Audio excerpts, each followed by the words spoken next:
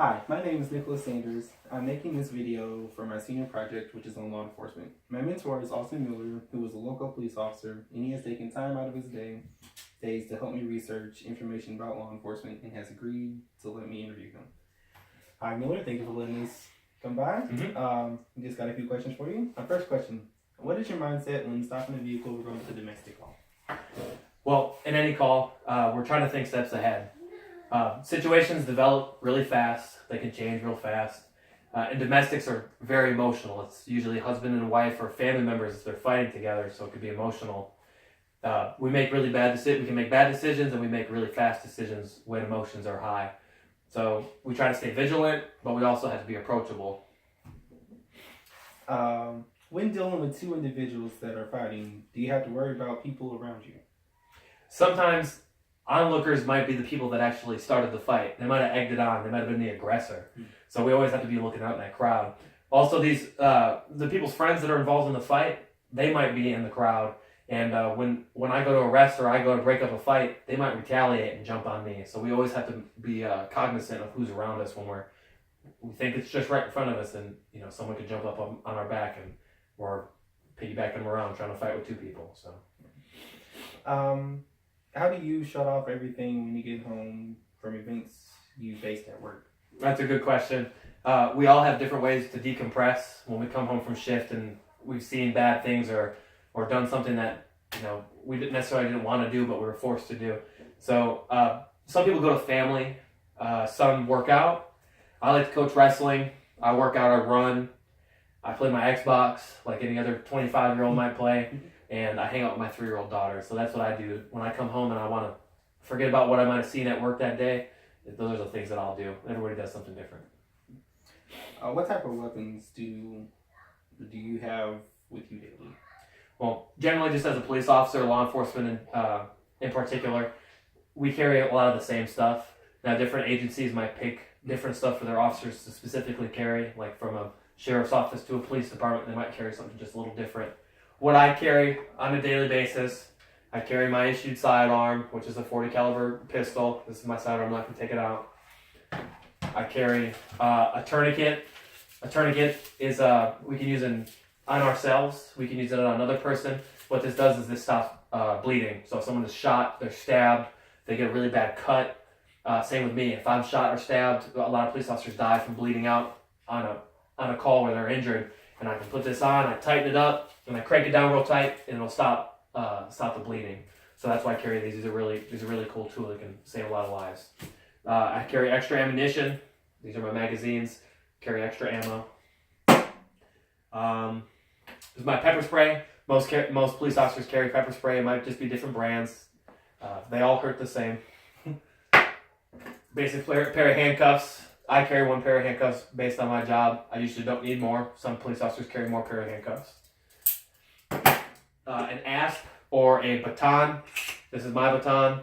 It's about 20 inches long. It's made of all metal. You can use it for multiple applications against subjects that are very large, narcotics that don't feel pain. It can be used on car windows to get children that are locked in cars or people that are locked in accidents. A standard issue police radio so that we can communicate with our friends if we need backup, and then your standard issued belt that carries all of this equipment, which usually weighs around 25 pounds when it's fully loaded up. Hopefully that's in camera frame. But that's about what we carry on us daily. In our vehicles, like I said, different agencies carry different stuff. Most of the time, what you'll find in a police officer's vehicle that is on patrol, you'll find a shotgun and you'll find an AR-15 style rifle. And the reason that we have those now is that the world is changing. Bad guys have bigger guns, and we need to have something that can stay up to par with what the bad guy has so that we can keep ourselves safe. Some officers actually carry body armor in their cars too, extra body armor, because it's easy for anybody to get their hands on the same stuff that we have. And it's always good to know that I can throw something on over top of what I'm wearing that might be able to stop what they're carrying. So that's pretty much what we carry on a daily basis. If you have a partner or FTO, what type of friendship or bond do you need to have with them? You're going to be very close. We swear to protect the public, and you have to have good partners to be able to do that. and we're nothing without our partners. We rely on each other, and their families want their loved ones to come home safe, and so it becomes really personal. Is that I want to make sure my partner comes home safe, and I know he wants the same for me. What goes through your mind when chasing a suspect, either on foot or by car? Same thing with before. We're always thinking ahead. We got to think ahead all the time. What's going to happen next? When people run, they're usually really scared, or they have something to hide, which can end up being bad. Fear can make people make very dangerous decisions. If someone is running, they might want to be they might be willing to do something worse to get away, like hurt me or hurt somebody else in order to get away. People, civilians, all the stuff that's going on in the area also affect my decisions.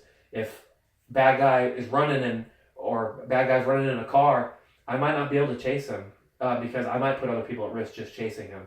So I'd rather bad guy get away and not kill anybody than to chase bad guy and he hurts somebody on the way along. So those are things we got to think about.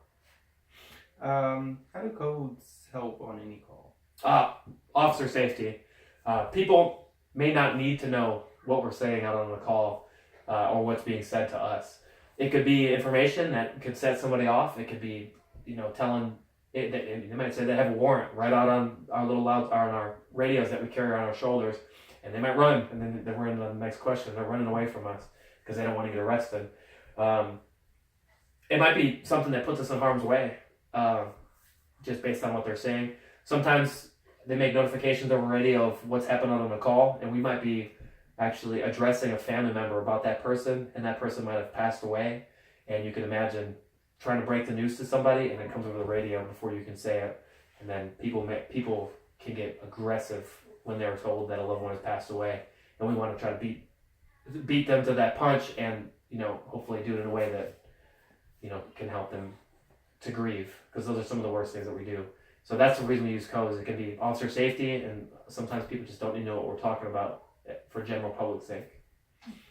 Well, that's all I have. Once again, thank you for letting us stop by, and that's it.